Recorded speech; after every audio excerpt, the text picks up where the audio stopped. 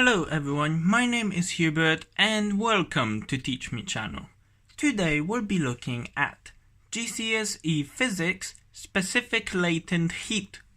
So last time we talked a bit about internal energy and changes of state, why those changes of state happen and what is internal energy and things like that. And this is where all that knowledge will come into. So if you haven't seen the previous video, physics video, make sure you check it out. I will include the link in the description below. But here we'll be talking about specific latent heat. Here we'll be talking about why you can't heat water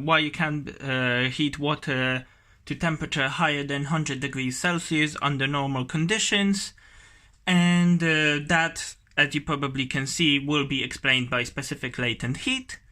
And we'll go into what that is, what specific latent heat is, how it works, and some equations to go with it.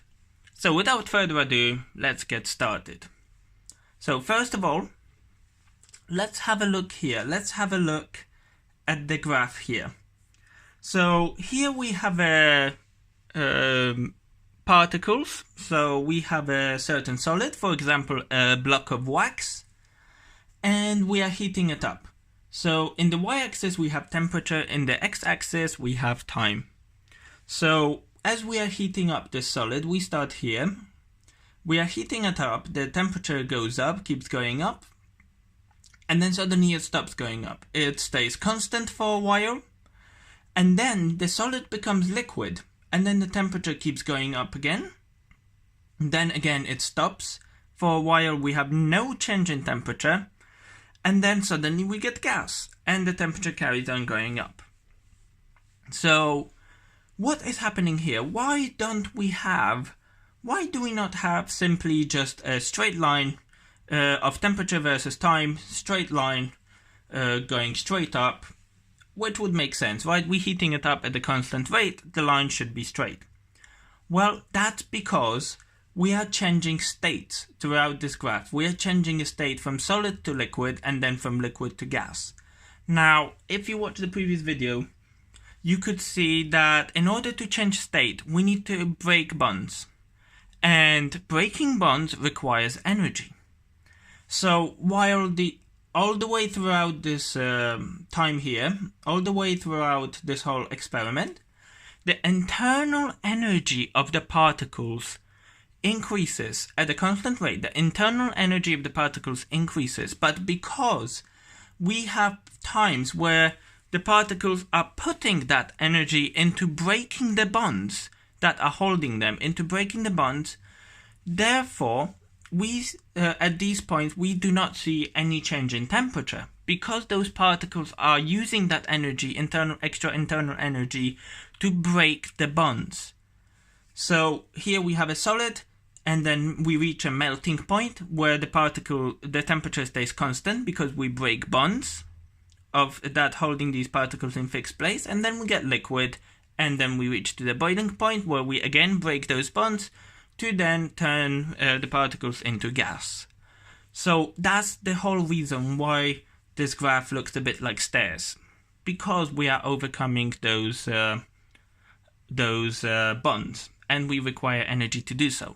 And that is specific latent heat. Specific latent heat describes the energy that we need to change state, the energy that we need to break those bonds to change state.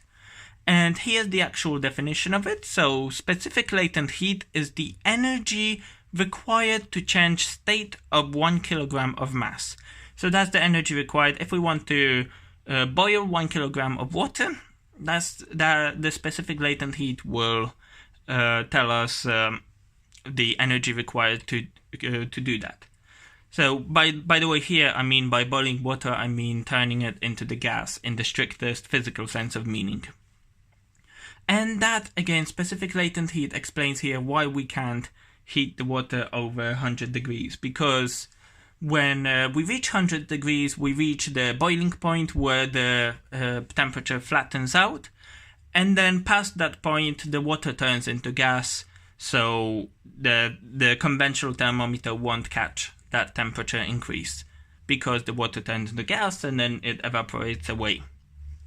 So that's the explanation for the initial question. Now, there is a formula that, of course, we can use to calculate the specific latent heat or other parameters associated. So this formula connects energy, mass, and specific latent heat.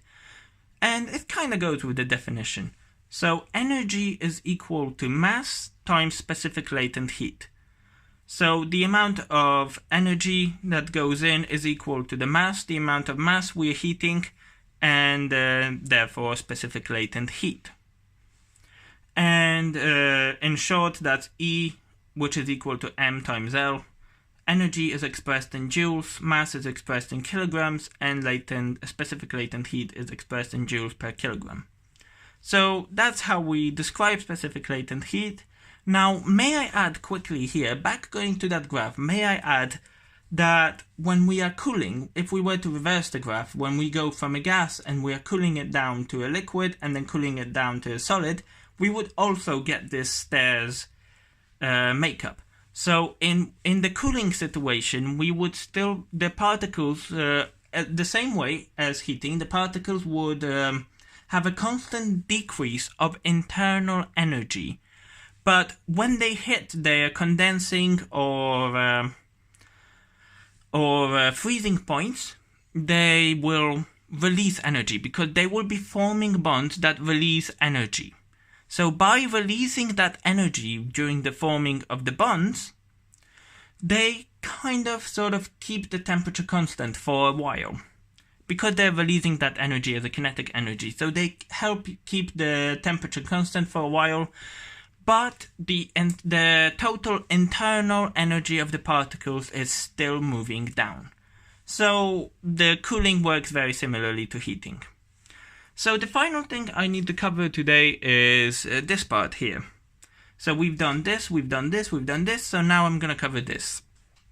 So specific latent heat, we described what it is, but there are two kind of subtypes of specific latent heat.